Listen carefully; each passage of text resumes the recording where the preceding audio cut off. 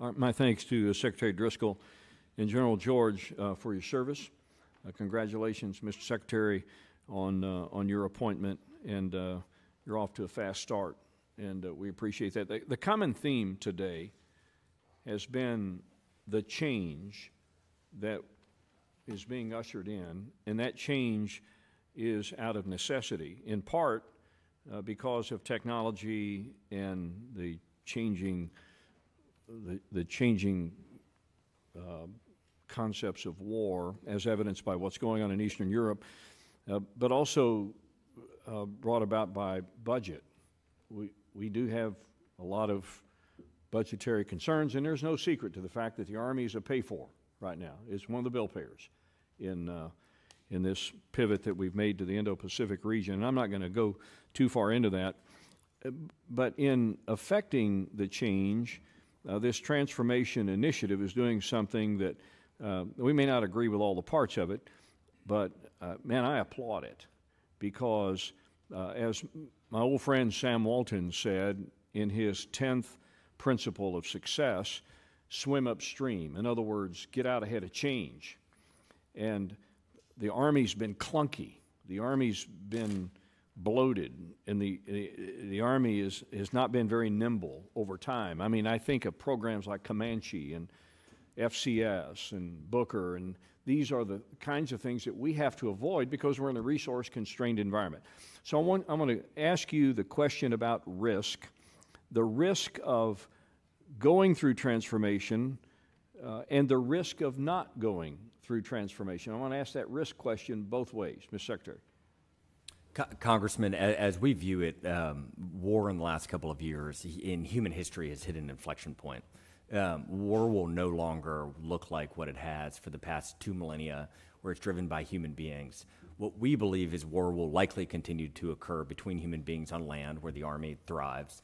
But the tools that we need to empower our soldiers with in order to fight and overcome any enemy in war is going to require and is requiring a complete rethink of how we arm, train, and equip our soldiers. And so from General George and my perspective, I think to your point of risk, the risk is much greater to keeping the status quo, to allowing systems like Booker that were best intended and done poorly. And one of the things when we met with the Pentagon leadership was General George and I said, we got it wrong.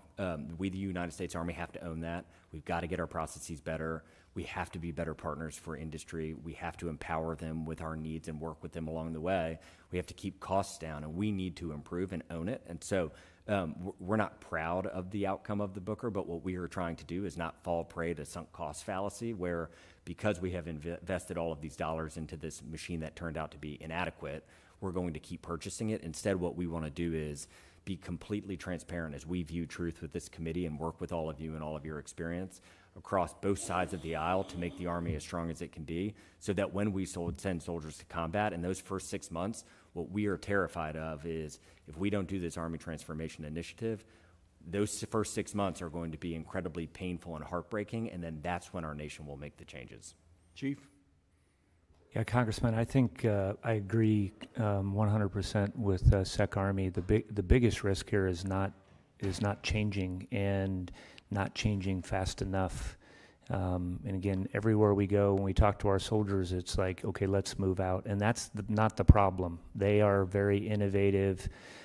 We've done this in the 101st, where they've completely transformed. They're ready to move out. I think the risk, all the challenges we're facing typically happen at a much higher level with people who don't want to change how we've been doing things. I think everybody knows change is hard. And that's where we're finding the biggest challenge, and I think we're going to have to drive this, from the top down, and remember that our #1 customer out there is the soldiers that are out there in our formation, and make sure that we stay focused on what they need. It won't surprise any of my colleagues, nor will it you, that I'd ask a Guard question. I think the Guard brings value, particularly in a resource-constrained environment. We get a lot of benefit from our Guard if we can keep them trained and ready. What does the future of the Army Guard look like in the formations that you are proposing with transformation? I'll go first on that one, Congressman. I agree with you on the Guard. And, you know, when I go to talk to all the commanders at our pre-command course, you know, I put up a big pie up there and show where everybody's from.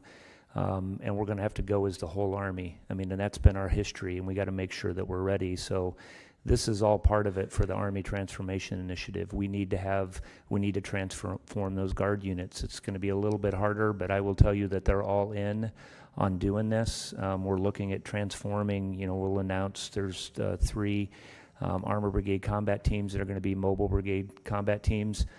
Again, all they want is like, hey, how can we do this faster? How do we get this, you know, technology into our formation and do it more quickly? We've done the same thing with the network. We're gonna, you know, they're gonna have to have drones. We're gonna have to do this across our formation. We need the Guard. They're still gonna be the operational reserve for our country, and we need to make sure that we're transforming them at as fast a pace as we can. Thank you. I yield back.